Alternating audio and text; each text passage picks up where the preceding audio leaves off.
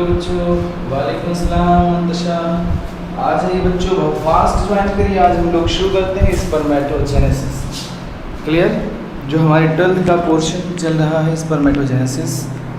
बहुत fast join करिए बच्चों, शुरू कर देते हैं।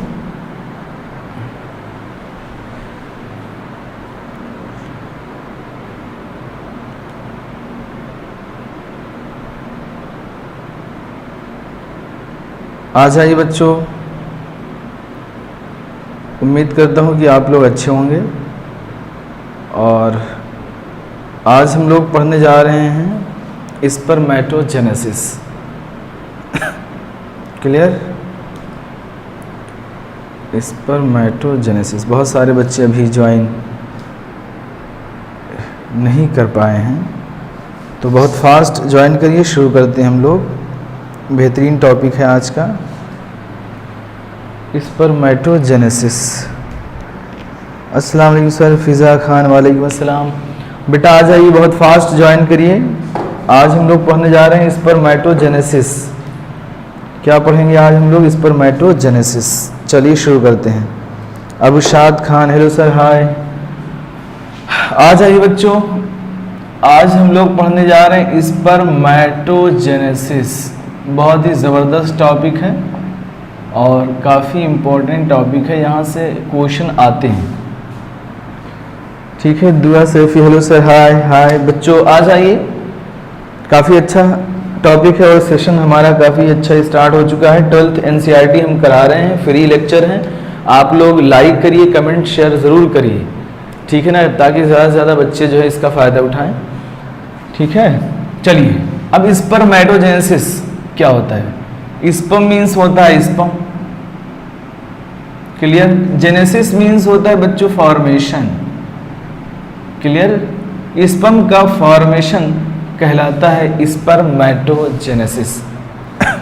आज हम लोग पढ़ने वाले हैं what is the difference between spermatogenesis, spermiogenesis and spermiation.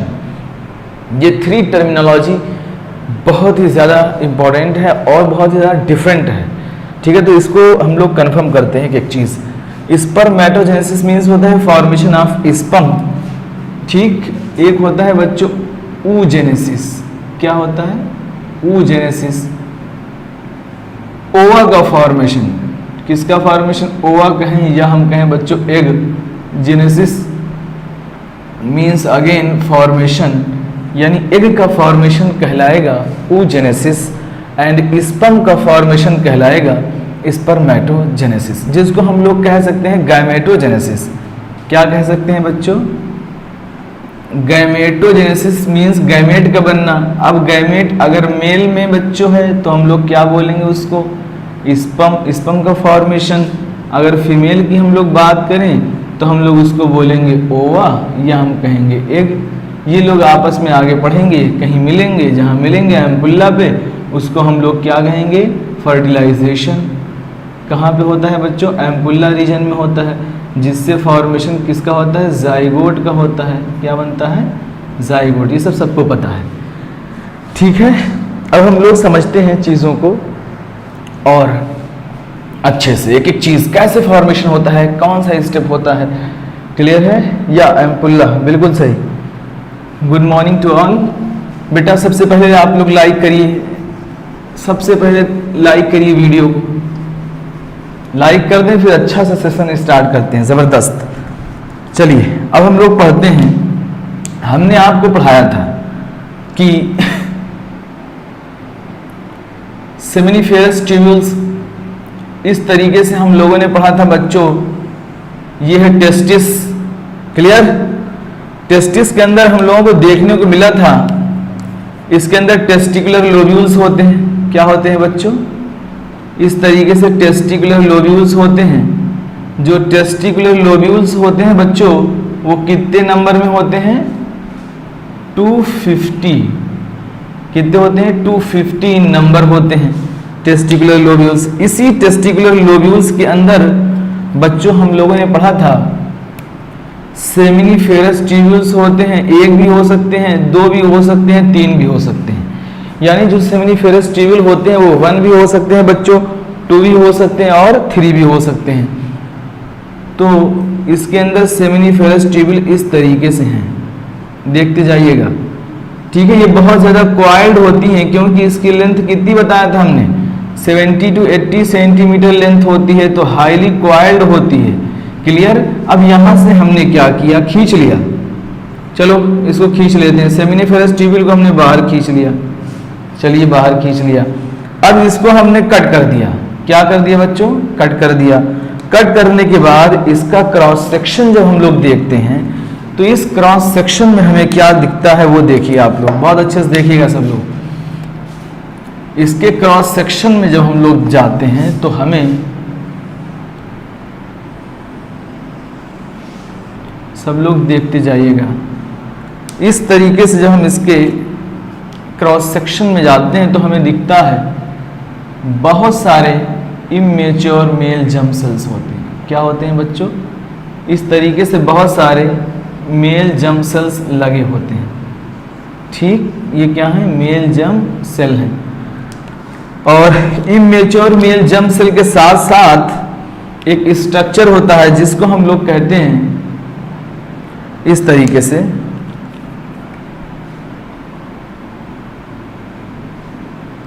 इस तरीके से बच्चों स्ट्रक्चर होता है जिसको हम लोग कहते हैं सर्टोली सेल। क्या कहते हैं बच्चों, सर्टोली सेल कहते हैं। ये हमने ये सब पढ़ाया है आपको पिछले लेक्चर में। ये सर्टोली सेल इस तरीके से लगे हुए हैं, यहाँ भी सर्टोली सेल्स लगे हुए हैं। ये क्या है बच्चों, हम लिख दे रहे हैं immature male germ cell. Clear. ये क्या है बच्चों, ये है सर्टोली सेल। सर्टोली सेल का दूसरा नाम क्या है बच्चों, सर्टोली सेल का also called nurse cell, also called supporting cell. क्या कहते हैं, सपोर्टिंग सेल। इसके अंदर रिच होता है, क्या कोई बता सकता है, रिच इन ग्लूकोज। क्या होता है बच्चों, रिच, ग्लूकोज रिच होता है।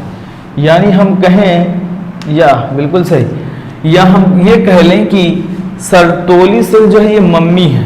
क्या है, मम्मी है। ठीक, जो खाना देती है। चलिए अब इसके अंदर हम लोगों को दिखता है इमेच्योर मेल जर्म सेल्स के कुछ सेल्स को हम लोग बोलते हैं स्पर्मेटोगोनिया। ये देखिए इस तरीके से स्पर्मेटोगोनिया बन के तैयार हो गए। क्या बोलते हैं इसको बेटा, sperm, immature male germ sales को क्या बोलते हैं, स्पर्मेटोगोनिया कहते हैं, स्पर्मेटोगोनिया। ठीक है, स्पर्मेटोगोनिया के अंदर अब देखिए यही स्पर्मेटोगोनिया बनाएगा, स्पर्म का फॉर्मेशन करेगा। अगर स्पर्म का फॉर्मेशन मान लीजिए कि स्पर्मेटोगोनिया में माइटोटिक डिवीजन ना हो, मान लीजिए 30 स्पर्मेटोगोनिया हैं यहाँ पे और 30 स्पर्मेटोगोनिया डायरेक्ट मियोसिस कर रहे हैं, तो स्पर्मेटोगोनिया का नंबर क्या हो जाएगा बच्चों, आगे खत्म हो जाएगा और स्पर्म का फॉर्मेशन आगे हो नहीं पाएगा।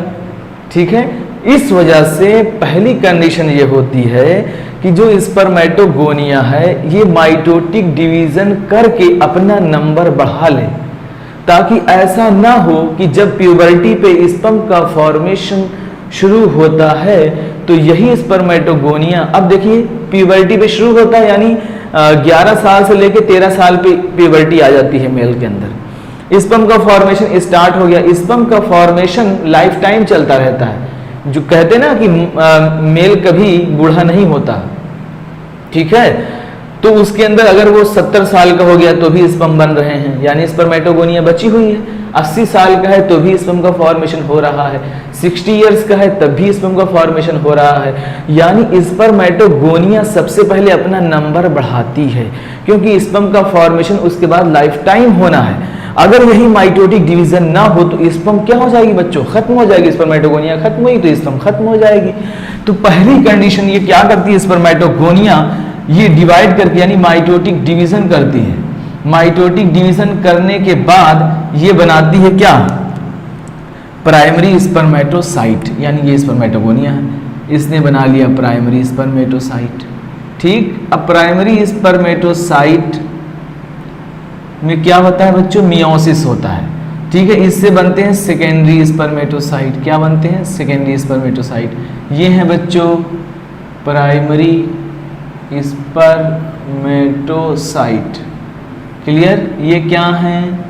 Secondary spermatocyte. अभी हम वन बाय वन स्टेप दिखाते हैं, अभी यहाँ समझ लीजिए पहले। अब सेकेंडरी स्पर्मेटोसाइट, अब ये सब सारे के सारे, चाहे स्पर्मेटोगोनिया हो, चाहे प्राइमरी स्पर्मेटोसाइट हो, चाहे सेकेंडरी स्पर्मेटोसाइट, ये सब चिपके होते हैं किससे? आपकी सर्टोली सेल से, नर्व सेल से, क्योंकि इनको न्यूट्रिशंस यही सर्टोली सेल देने वाली हैं। इस वजह से ये लोग चिपके होते हैं किससे बच्चों? सर्टोली सेल से, क्योंकि सबकी मम्मी यही है, सबको खाना यही देंगी, है कि तो मम्मी हुई।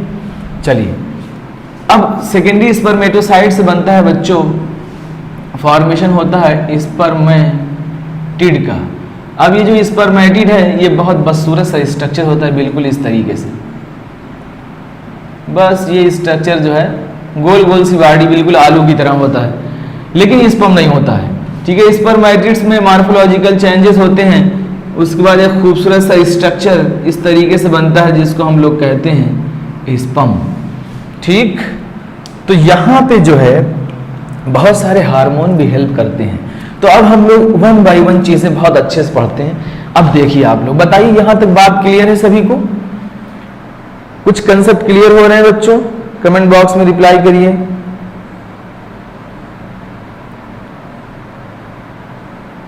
कंसेप्ट क्लियर हो रहे हैं जी? नर्स सेल या क्लियर हो रहे हैं? क्लियर हो रहे हैं मंतशा, सैका, शावरिया सर क्लियर हो रहे हैं, बहुत अच्छी बात है। चलिए, अब हम देखिए कुछ चीजें और आपको बताते हैं, ठीक है, और अच्छे से एक्सप्लेन करते हैं। सब लोग देखिएगा यहां। तो अब देखिए स्टेप क्या होता है। अभी हम लोगों ने देखा बच्चों, हम लोगों ने देखा कि immature male germ cell, immature male germ cells, जिसको हम लोग क्या कहते हैं? स्पर्मेटोगोनिया बनी। स्पर्मेटोगोनिया से कुछ सेल्स को हम लोग बोलते हैं प्राइमरी स्पर्मेटोसाइट। प्राइमरी स्पर्मेटोसाइट से बनता है बच्चों सेकेंडरी स्पर्मेटोसाइट। सेकेंडरी स्पर्मेटोसाइट से बच्चों बनता है स्पर्मेटिड। समझिएगा, स्पर्मेटिड बनता है। इसी स्पर्मेटिड से बच्चों बनता है क्या? स्पर्म बनता है, या हम कहें स्पर्मेटोजोआ बनता है, या हम कहें स्पर्मेटोजोआ का फॉर्मेशन होता है। देखते जाइएगा। अब यहां से लेके, यानी इमेच्योर मेल जर्म सेल्स में डिफरेंशिएशन हुआ, स्पर्मेटोगोनिया बनी। स्पर्मेटोगोनिया में यहाँ पे होता है बच्चों माइटोटिक डिवीजन। कौन सा डिवीजन बच्चों? माइटोटिक डिवीजन होता है। ठीक है, क्योंकि ये अपना नंबर क्या करेंगे? बढ़ाएंगे। माइटोटिक डिवीजन को ही बच्चों हम लोग कहते हैं इक्वेशनल डिवीजन। क्या कहते हैं? Equational division. अभी अगर न याद हो तो आप रट सकते हैं, इसको हम डिटेल पढ़ाएंगे आगे। माइटोटिक डिवीजन कहें, इक्वेशनल डिवीजन कहें, या हम लोग कहें माइटोटिक डिवीजन हो गया, इक्वेशनल डिवीजन हो गया, और क्या बोलते हैं? माइटोसिस भी बोलते हैं इसको हम। माइटोसिस भी कहते हैं। तो तीनों नाम एक है, पहली बात क्लियर। दूसरी चीज, प्राइमरी स्पर्मेटोसाइट, यहाँ पे जो होता है, हमारी जो बॉडी की सेल्स होती हैं बच्चों, हमारी बॉडी की सेल्स क्या होती है? डिप्लॉइड होती हैं। ठीक है ना? तो ये जो स्पर्मेटोगोनिया होता है, ये 2n होता है, मीन्स बच्चों ये डिप्लॉइड होता है। क्या होता है? डिप्लॉइड। ठीक है, इसके बाद बनता है क्या? Primary spermatocyte. माइटोटिक डिवीजन हो रहा है बच्चों। माइटोटिक डिवीजन को इक्वेशनल डिवीजन बोलते हैं। जैसे मान लीजिए ये 2n है, अगर इसके अंदर माइटोटिक डिवीजन हो रहा है तो ये 2n ही होगी। लेकिन अगर इसी 2n के अंदर मियोसिस हो रहा है, मियोसिस को बोलते हैं बच्चों RD प्यार से, यानी रिडक्शन डिवीजन हो रहा है, तो जस्ट हाफ हो जाएंगे। बात समझ में आई क्या? ठीक है, चलिए, बहुत अच्छे। अब प्राइमरी स्पर्मेटोसाइट भी क्या होंगे बच्चों? 2n होंगे। क्लियर। अब यहाँ पे क्या होगा? मियोसिस। अब ये भी याद रखिएगा कि मियोसिस इज इक्वल टू बच्चों, meiosis is equal to meiosis first plus meiosis, meiosis second, ये भी रट लीजिए, आगे हम पढ़ाएंगे ये सब चीजें सेल साइकिल में। मियोसिस इज इक्वल टू होता है meiosis first and meiosis second. तो यहाँ पे प्राइमरी स्पर्मेटोसाइट में बच्चों मियोसिस फर्स्ट होती है। जब मियोसिस फर्स्ट यहाँ पे हो रही है तो ये कन्वर्ट हो जाता है सेकेंडरी स्पर्मेटोसाइट में, यानी यहाँ पे 46 क्रोमोसोम है बच्चों, यहाँ पे भी 46 क्रोमोसोम है बच्चों। लेकिन जब मियोसिस हो रही है यानी रिडक्शन डिवीजन हो रहा है, मियोसिस का ही नाम होता है बच्चों आरडी यानी रिडक्शन डिवीजन, इसी को कहते हैं हम लोग आल्सो कॉल्ड मियोटिक डिवीजन। 3 नाम होते हैं, याद रखिएगा। सेकेंडरी स्पर्मेटोसाइट जो बने, अब बताइए सेकेंडरी स्पर्मेटोसाइट कितने बनेंगे बच्चों? 2 बनेंगे ना, कितने बनेंगे? 2 सेकेंडरी स्पर्मेटोसाइट का फॉर्मेशन हुआ जिसके अंदर 23 क्रोमोसोम आएंगे, यानी हम लोग कह सकते हैं ये हैप्लॉइड होंगे या हैप्लॉइड होंगे। अब यही सेकेंडरी स्पर्मेटोसाइट, अब बताइए दोबारा से यहाँ पे होगा अब मियोसिस, मियोसिस सेकेंड होगा बच्चों। मियोसिस सेकेंड आल्सो कॉल्ड, याद रखना, मियोसिस सेकेंड को कहते हैं आल्सो कॉल्ड माइटोटिक डिवीजन, यही लाइन याद रखना, also called mitotic division, mitotic division, also called mitotic division. यही मियोसिस सेकेंड हुई तो माइटोटिक डिवीजन है तो 23 क्रोमोसोम स्पर्मेटिड में आएंगे। अब जब माइटोटिक डिवीजन होता है तो 1 से 2, 2 से 4, 8, 16, 32, 64 ऐसे फॉर्मेशन होता है। तो यहाँ पे 2 स्पर्मेटोसाइट थे, 2 से कितने बन जाएंगे बच्चों? 4 बन जाएंगे ना, क्योंकि ये 2 बने थे, इसमें माइटोटिक डिवीजन हुआ, ये 2 बन गए, इसमें हुआ ये 2 बन गए, तो कितने हो गए? ये 4। तो 4 स्पर्मेटिड का फॉर्मेशन होता है जिसके अंदर 23 क्रोमोसोम होते हैं। इस प्रोसेस को हम लोग जो है मियोसिस सेकेंड हुआ। अब स्पर्मेटिड से जब स्पर्म का फॉर्मेशन होता है या स्पर्मेटोजोआ का फॉर्मेशन होता है तो इसको हम लोग बोलते हैं बच्चों, इसमें डिफरेंशिएशन होता है, ठीक है, इसको बोलते हैं स्पर्मियोजेनेसिस। समझिए क्या बोलते हैं? स्पर्मियोजेनेसिस। यहाँ पे क्या हुआ बच्चों? डिफरेंशिएशन हुआ, डिफरेंशिएशन हुआ तो स्पर्म का फॉर्मेशन हो गया।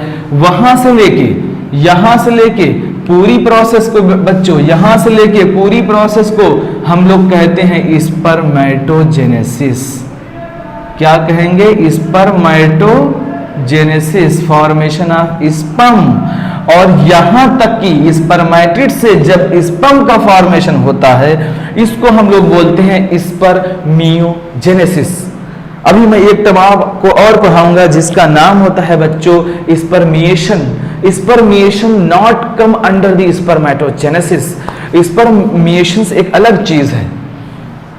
बताइए सभी को क्लियर है बच्चों? बताएं मुझे, कमेंट बॉक्स में रिप्लाई करिए सभी लोग,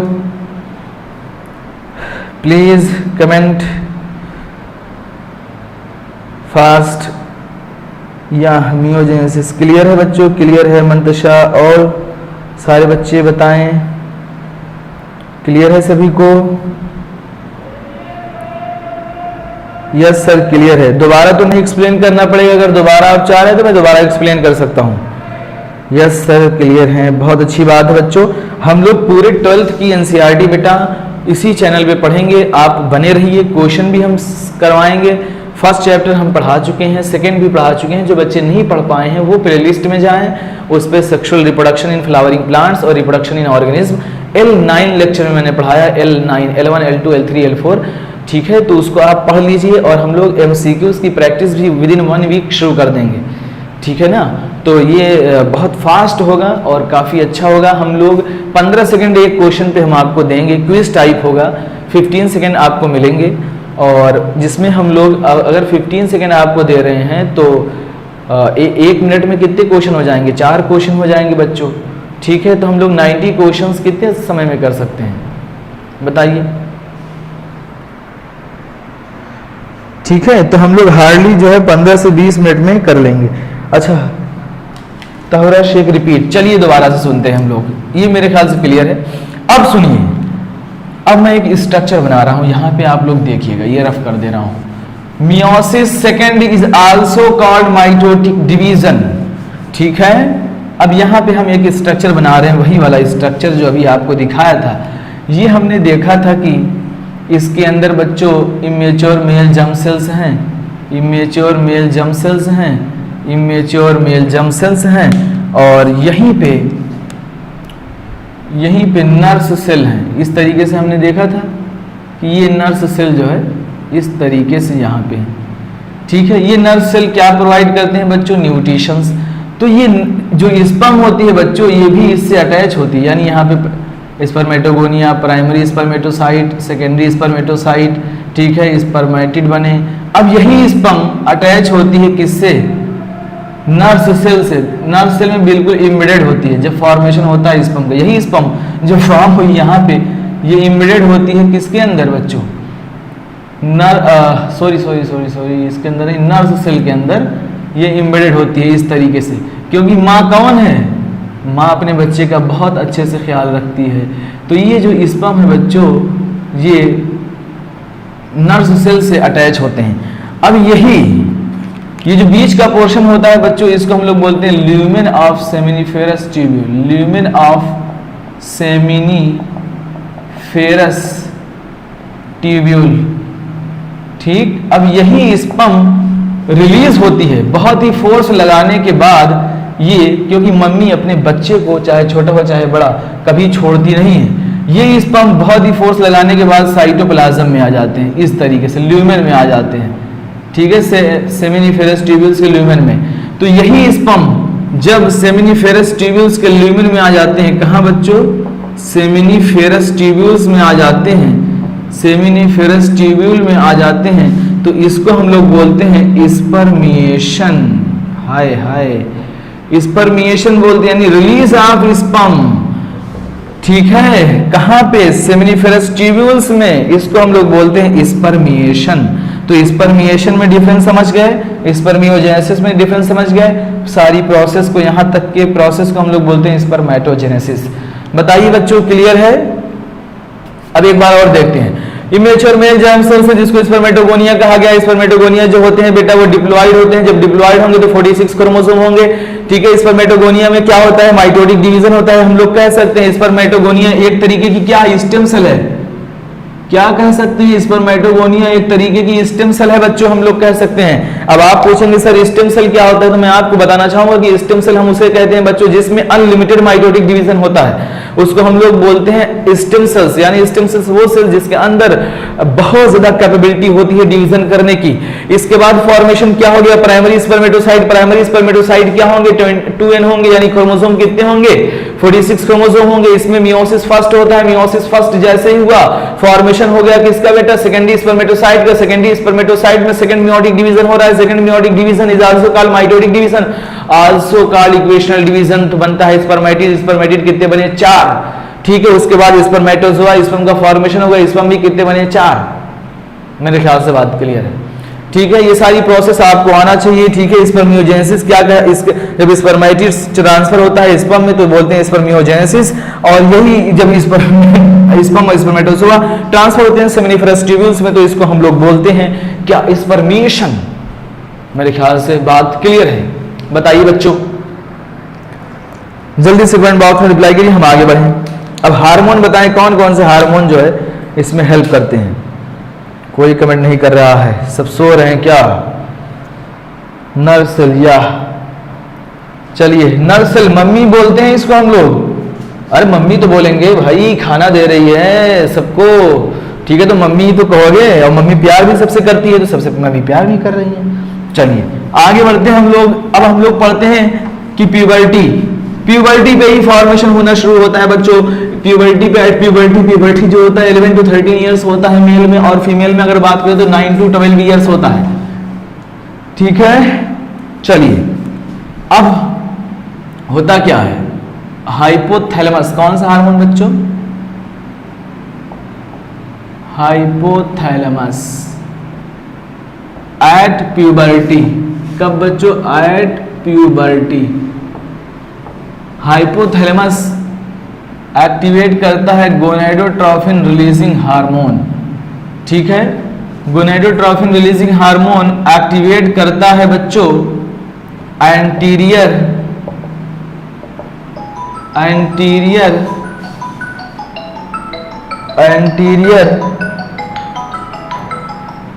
किसको करता है बच्चों? एंटीरियर पिट्यूटरी ग्लैंड को। एंटीरियर पिट्यूटरी और पोस्टीरियर, एंटीरियर से रिलीज होते हैं बच्चों 7 हार्मोन।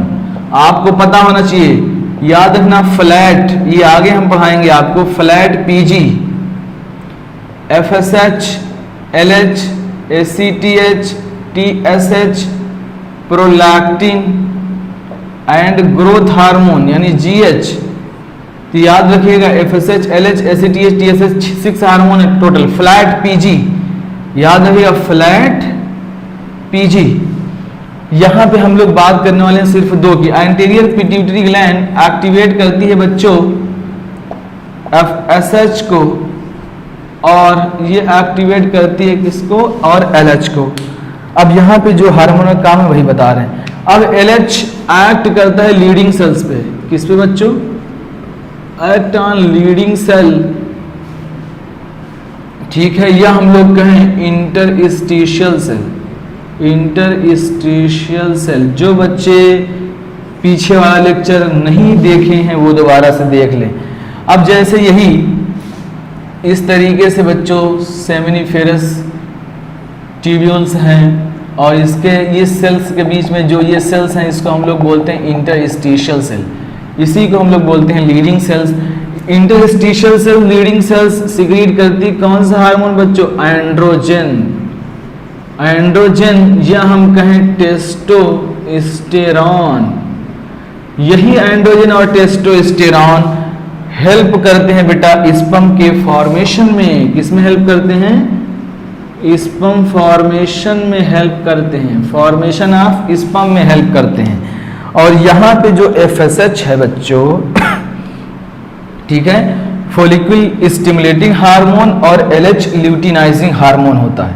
अब यही एफएसएच एक्ट करता है किस पे बच्चों? सर्टोली सेल पे। सर्टोली सेल्स को एक्टिवेट कराता है, ठीक है। अब सर्टोली सेल्स एक्टिवेट होंगी तो सर्टोली सेल क्या प्रोवाइड करेंगी? न्यूट्रिशंस प्रोवाइड करेंगे, या हम लोग कहें सपोर्टिंग सेल्स, ये क्या प्रोवाइड करेंगे बच्चों? न्यूट्रिशन। सबको पता है न्यूट्रिशन अगर ये दे रही हैं तो जाहिर सी बात है ये क्या कराती हैं? स्पर्मियोजेनेसिस।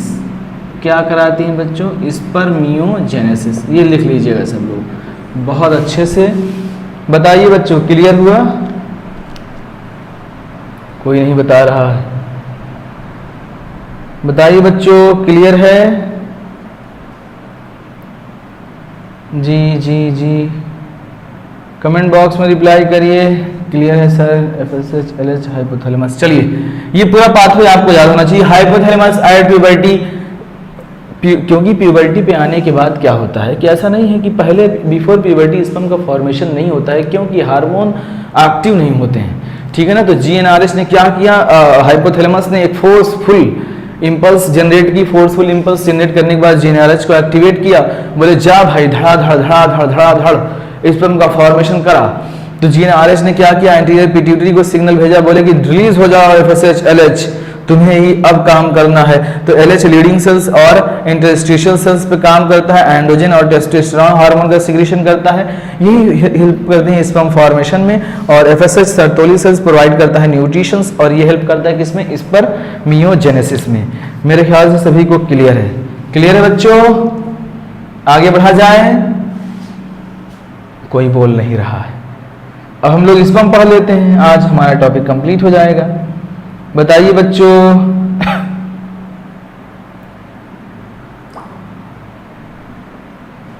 जी चलिए अब हम लोग पढ़ लेते हैं स्पर्म, ठीक है। शेप कैसा होता है इसका, स्ट्रक्चर कैसा होता है। कल हम लोग पढ़ेंगे oogenesis, ठीक है। तो आज हम लोग पढ़ते हैं। किसी को कोई दिक्कत तो नहीं? चलिए लाइक वाइक कमेंट वमेंट तगड़ा मारिए, जो है कोई बढ़िया कमेंट नहीं आ रहा है, बस जी क्लियर है, थम्स अप जो है। चलिए अब हम लोग पढ़ते हैं स्पर्म। सबसे पहले पढ़ लेते हैं स्पर्म जो होती है बच्चों वाइट कलर की होती है। कलर कैसा होता है स्पर्म का? कलर कलर होता है बच्चों वाइट, ठीक, कलर होता है वाइट। पीएच जो होती है 7.2 to 7.4, ठीक। इसके वॉल्यूम की बात करें पर इजैकुलेशंस तो 2 to 3 ml वॉल्यूम होता है। कितना होता है बच्चों? 2 to 3 ml। और स्पर्म रिलीज कितनी होती है बच्चों? 200 से 300 मिलियन स्पर्म। अरे बाप रे, इतनी स्पर्म रिलीज होती है, 200 से 300 मिलियन पर इजैकुलेशन, ठीक है। 200 से गोनेडोट्रोपिन रिलीजिंग हार्मोन, ठीक है, जीएनआरएच का मतलब होता है 200 से 300 मिलियन स्पर्म पर इजैकुलेशन फॉर्म। इसमें से जो है बच्चों 60% नॉर्मल शेप एंड साइज के होते हैं, जिसमें से 40% वाइग्रस मोटिलिटी शो करते हैं। ये वाइग्रस मोटिलिटी क्यों ना शो करें? क्योंकि फीमेल से मुलाकात करनी है, फीमेल भी इंतज़ार कर रही है और मेल को हड़बड़ी ज़्यादा होती है फीमेल से मिलने के लिए। तो फीमेल से मिलने के लिए बहुत तेज़ी के साथ जाते हैं, लेकिन जाने के बाद इनको वहाँ भी इंतज़ार करना पड़ता है, क्योंकि इनके अंदर मॉर्फोलॉजिकल स्ट्रक्चर चेंजेस होते हैं, कैपेसिटेशंस होता है और एक्रोसोमल रिएक्शन होती है, ठीक है। इसको हम फर्टिलाइजेशन में डिटेल पढ़ाएंगे आपको। चलिए और एक चीज़, स्पर्म की जो वेलोसिटी होती है, स्पर्म की वेलोसिटी एक बार चेक कर लीजिएगा मुझे, तो 1 to 3 mm पर सेकेंड होती है, ठीक है। जो वेलोसिटी होती है 1 to 3 mm पर सेकेंड, ठीक है। चलिए इसको भी नोट डाउन करिए, सब जनरल पॉइंट थे। अब हम आते हैं स्पर्म के स्ट्रक्चर पे, स्पर्म के स्ट्रक्चर पे आते हैं। अगर हम लोग स्पर्म के स्ट्रक्चर्स की बात करें तो एक खूबसूरत सा स्ट्रक्चर, एक बढ़िया सा स्ट्रक्चर,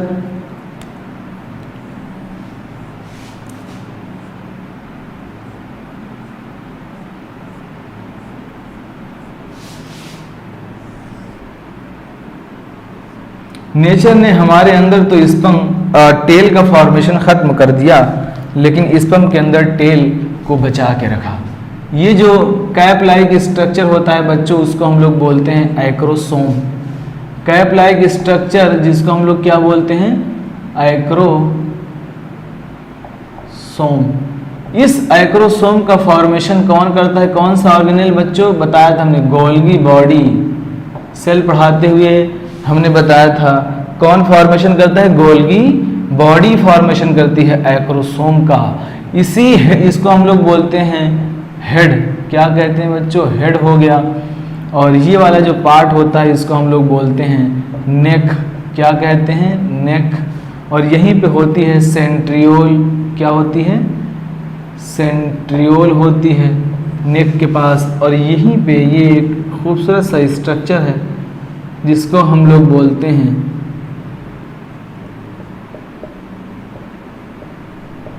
मिडिल पीस। क्या कहते हैं इसको बच्चों? मिडिल पीस, जिसके अंदर एम से मिडिल, एम से माइटोकॉन्ड्रिया। माइटोकॉन्ड्रिया को क्या कहते हैं हम लोग? Powerhouse of the cell. ये क्या प्रोवाइड करता है बच्चों? इसको एनर्जी प्रोवाइड करता है। क्लियर? और हमारे जो है इसी हेड के अंदर हैप्लॉइड न्यूक्लियस होते हैं। क्या होते हैं बच्चों? Haploid nucleus. इस न्यूक्लियस के अंदर बच्चों क्या पाया जाएगा? डीएनए होगा। क्लियर? क्या होगा बच्चों? डीएनए होगा। बेसिक हिस्टोन प्रोटीन होगी। बेसिक हिस्टोन प्रोटीन होगी। सम नॉन हिस्टोन प्रोटीन भी होंगी। यानी इसके अंदर हम लोगों को डीएनए दिखेगा। क्या दिखेगा बच्चों? डीएनए और सम बेसिक हिस्टोन प्रोटीन दिखेंगी। क्लियर है सभी को? चलिए, एक्रोसोम का फॉर्मेशन कौन करा है? Golgi body.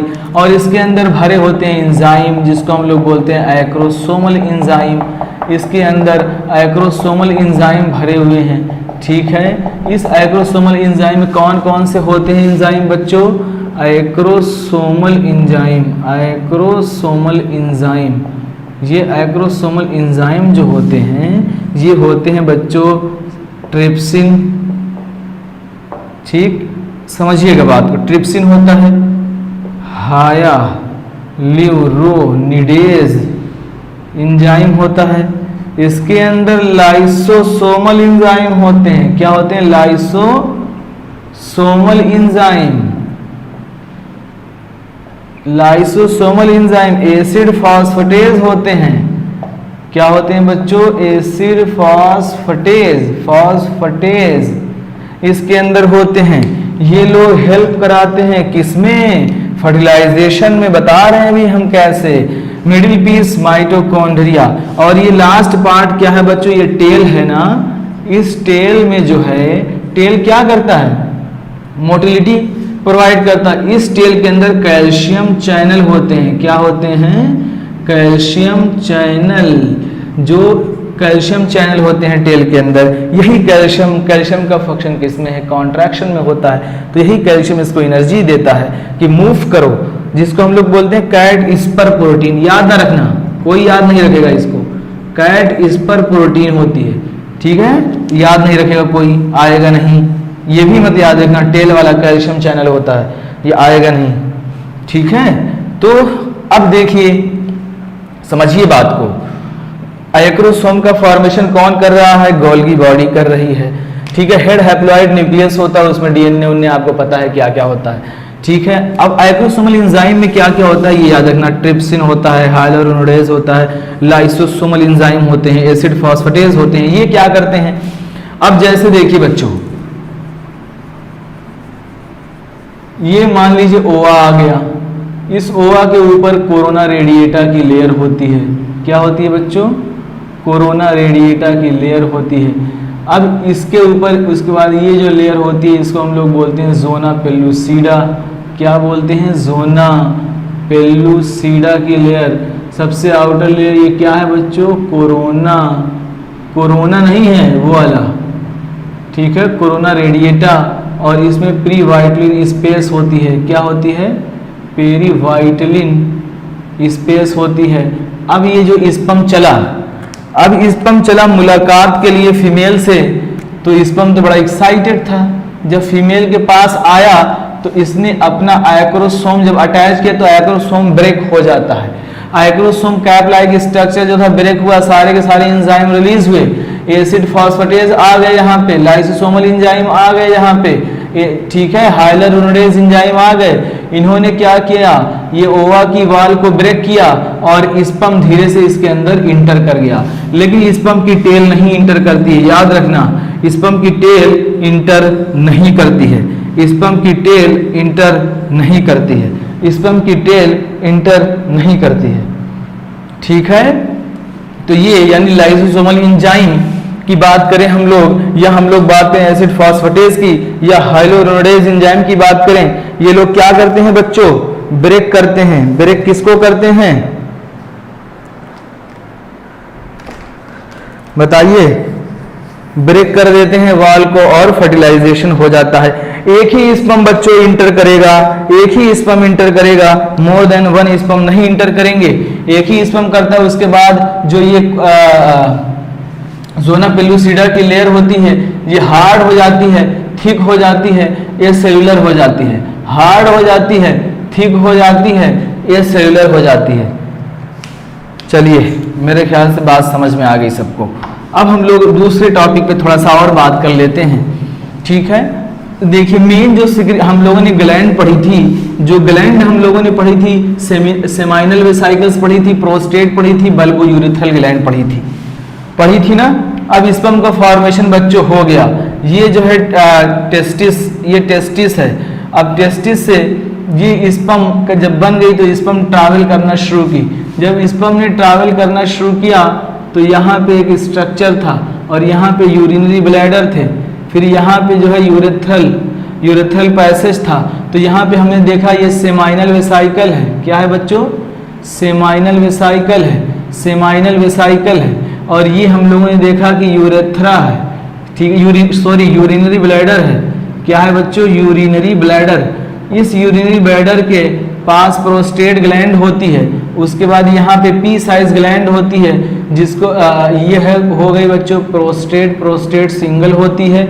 ये होती है bulbo urethral gland, bulbo urethral gland P size की होती है। ये सब हमने पढ़ाया है पिछले लेक्चर में, आप वहाँ डिटेल पढ़ सकते हैं। अब जो स्पर्म यहाँ से चली बच्चों, स्पर्म जो सेमिनिफेरस ट्यूब्यूल्स में होती है वो नॉन मोटाइल होती है। याद रखिएगा, जो सेमिनिफेरस ट्यूब्यूल्स में स्पर्म होती है बच्चों वो नॉन मोटाइल होती है। अब आप कहेंगे सर नॉन मोटाइल क्यों होती है? ये बेटा इसके अंदर नॉन मोटाइल होती है जब हमारा ब्रेन सिग्नल भेजता है कि स्पर्म अब आप रिलीज होइए, तो इसके अंदर क्या होता है, सीलियरी एक्टिविटी होती है।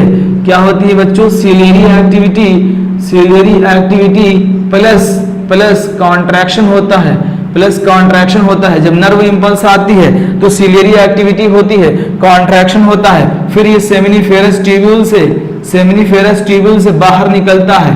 ठीक है हमने पढ़ा था रीटे टेस्टिस, वासा इफ्रेंशिया, देन इपिडिडाइमिस,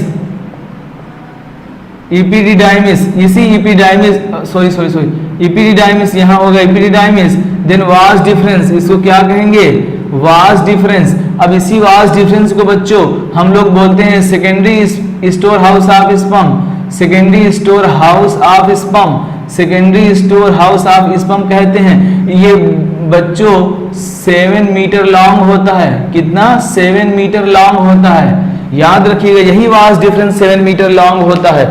अब जो भी स्पर्म चली, ये सेमाइनल वेसिकल्स जो है बच्चों 60% सिक्रीशन करते हैं, सेमिनल फ्लूइड का 60% सिक्रीशन करते हैं, और प्रोस्टेट ग्लैंड 20% सिक्रीशन बनाती है।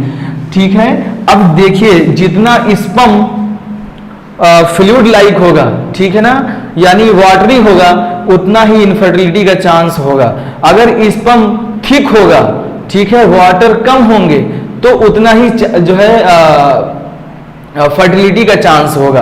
तो ये भी एक निशानी है कि जिस भी मेल की स्पर्म बहुत ज्यादा वाटरी होती है उनके इनफर्टाइल का चांस ज्यादा होता है। ठीक है, जिस मेल की स्पर्म बहुत ज्यादा थिक होती है उसमें फर्टिलिटी का चांस ज्यादा होता है।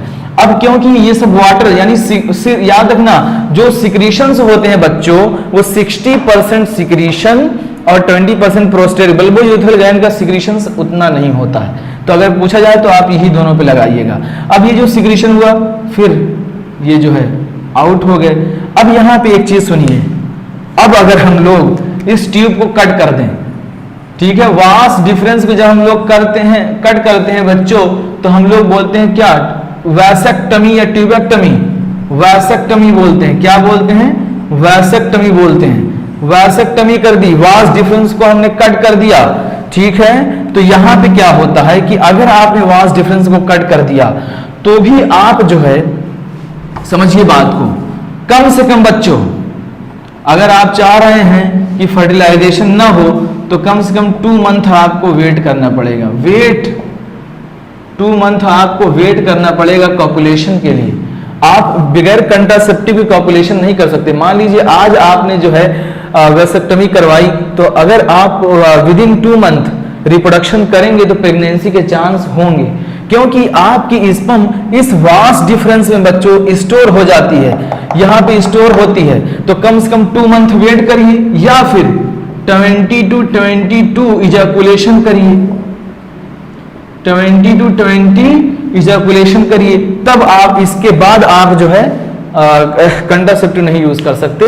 लेकिन अगर आपने वैसेक्टमी करवाई है विद इन 2 मंथ आप जो है कॉपुलेशन कर रहे हैं तो प्रेगनेंसी के चांस तब भी होते हैं, क्योंकि बहुत सारी स्पर्म, ये 7 मीटर लॉन्ग है बच्चों, यहाँ पे स्टोर होती है, तो उससे फर्टिलाइजेशन के चांस होते हैं।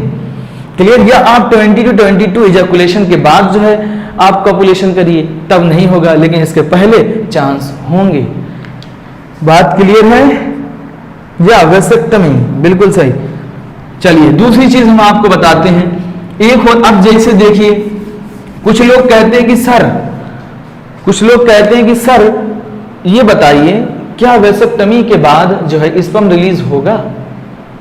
ठीक है, स्पर्म तो उसमें नहीं होगा क्योंकि यहां से ट्यूब कट कर दिया है। अब ना नर्व इंपल्स आएगा ना फॉर्मेशन होगा। अगर जो फॉर्मेशन बच गए तो फेगोसाइटोसिस हो जाएगी। क्या हो जाएगी बच्चों? फेगोसाइटोसिस हो जाएगी। फेगोसाइटोसिस मतलब होता है खा लेना। फेगोसाइटोसिस कौन कराता है? सेमिनिफेरस ट्यूब्यूल कराती हैं। ये भी सवाल पूछा जाए कि बताइए टेस्टिस के अंदर फेगोसाइटोसिस कौन कराता है, तो बताइएगा सेमिनिफेरस ट्यूब्यूल्स। क्लियर? यही सेमिनिफेरस ट्यूब्यूल को बोलते हैं ब्लड टेस्टिस बैरियर। क्या बोलते हैं? ब्लड और टेस्टिस के बीच में बैरियर बनाती है कौन? Seminiferous tubule. यही सेमिनिफेरस ट्यूब्यूल्स को बोलते हैं ब्लड टेस्टिस बैरियर, ताकि कोई भी माइक्रो ऑर्गेनिज्म, कोई एजेंट आपके जो है टेस्टिस के अंदर ना इंटर कर पाए, इसको बचाती है कौन? Seminiferous tubules. तो इसका नाम दिया जाता है ब्लड टेस्टिस बैरियर। ब्लड और टेस्टिस के बीच में बैरियर का काम करती है, यानी कोई भी ऑर्गेनिज्म को इंटर नहीं करने देती है।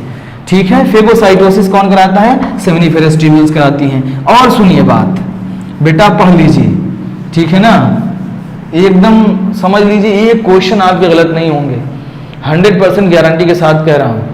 12th पूरी बहुत अच्छे से पढ़िए, बहुत क्लियरली पढ़िए, ठीक है। और सिलेक्शन ना हुआ तो पैसा वापस।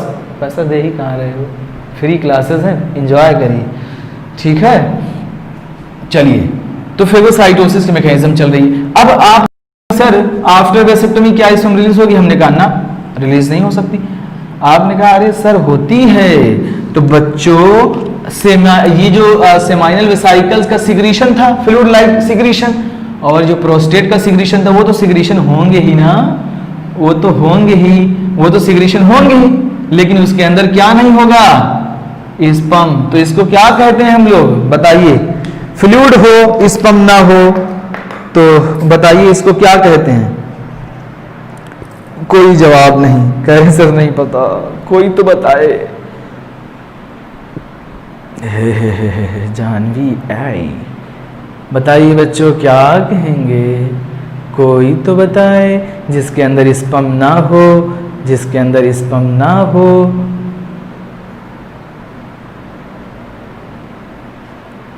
कोई नहीं बता रहा, कोई तो बताए मुझे। जानवी को भी नहीं आ रहा, और किसी को अगर आ रहा हो बताए भाई।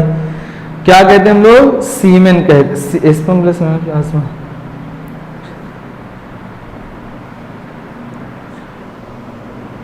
सेमाइनल फ्लूइड सिर्फ कहेंगे, उसके अंदर स्पर्म नहीं होंगे, ठीक है। सीमेन हम लोग उसको बोलते हैं जिसके अंदर स्पर्म प्लस सेमाइनल फ्लूइड हो, तो हम लोग सिर्फ बोलेंगे उसको सेमाइनल फ्लूइड, कोई नाम इसका नहीं होता है। बाकी आप लोग लाइक करिए बच्चों, कमेंट करिए, शेयर करिए और सब्सक्राइब ज़रूर करिए चैनल को, ठीक है। आपका प्यार ही हमारे लिए जो है भारी है, ठीक है। और ज़्यादा से ज़्यादा लाइक करिए, ठीक। तो आज इतना ही रखते हैं, हम लोग कल मिलते हैं। मेंस्ट्रुअल oogenesis पढ़ लेंगे, देन हम लोग मेंस्ट्रुअल साइकिल पढ़ लेंगे, देन फर्टिलाइजेशन पढ़ लेंगे, पार्चुरेशन पढ़ लेंगे, चैप्टर खत्म। देन कंट्रासेप्टिव स्टार्ट कर देंगे, उसके बाद जेनेटिक्स से स्टार्ट कर देंगे, जेनेटिक के बाद हम लोग सारे चैप्टर ऐसे ही कंप्लीट कर लेंगे। क्लियर है? तो आज इतना ही रखते हैं बच्चों, ठीक है। Okay, bye bye bye bye bye bye. Mantasha Chaudhary, बच्चों अगर स्पर्म ना हो, ठीक है, seminal fluid without sperm, seminal fluid without sperm, तो हम उसको क्या कहेंगे? सवाल मेरा ये था, ठीक है। इसको हम लोग बोलेंगे एज़ूस्पर्मिया। क्या बोलेंगे? एज़ूस्पर्मिया, यानी एब्सेंस ऑफ स्पर्म। क्लियर? बताइए बच्चों, क्लियर है? बोलेंगे एज़ूस्पर्मिया। अब हमने बताया था कि इनफर्टिलिटी का चांस जो है कैसे हो सकता है, इनफर्टाइल जो है मेल हो सकता है। और सुन लीजिए कुछ बातें, इनफर्टाइल मेल हो सकता है, जो स्पर्म का फॉर्मेशन होता है टेस्टिस आउटसाइड होता है, क्योंकि टेम्परेचर लोअर चाहिए, 2.5 to 2 डिग्री सेल्सियस लोअर चाहिए, ठीक है ना। और होता क्या है कि अगर कोई टेम्परेचर बहुत ज़्यादा एरिया में काम करता है तो इनफर्टाइल हो सकता है। ड्रग, कोई लॉन्ग समय तक ड्रग ले रहा है तो इनफर्टाइल हो सकता है। लॉन्ग क्रोनिक इलनेस है, कोई लंबी बीमारी है, जैसे टीबी हो गया, HIV हो गया, हेपेटाइटिस बी हो गया, हेपेटाइटिस सी हो गया, लीवर सिरोसिस हो गई, ठीक है, तो वो भी जो है क्या हो सकता है? इनफर्टाइल हो सकता है, ठीक है ना। तो इनफर्टिलिटी के जो चांस होते हैं बच्चों, वो काफ़ी ज़्यादा होती हैं। Dislike of the partner, partner आपको जो है डिसलाइक है, सही नहीं है, ठीक है, ये भी बहुत बड़ा फैक्टर होता है। ठीक, तो हम इतना ही रखते हैं बच्चों, हम लोग आगे पढ़ते हैं। ठीक, चलिए, ओके, अल्लाह हाफिज़, बाय। ठीक, लाइक करिए, कमेंट करिए, शेयर एंड सब्सक्राइब ज़रूर करिए बच्चों। ओके।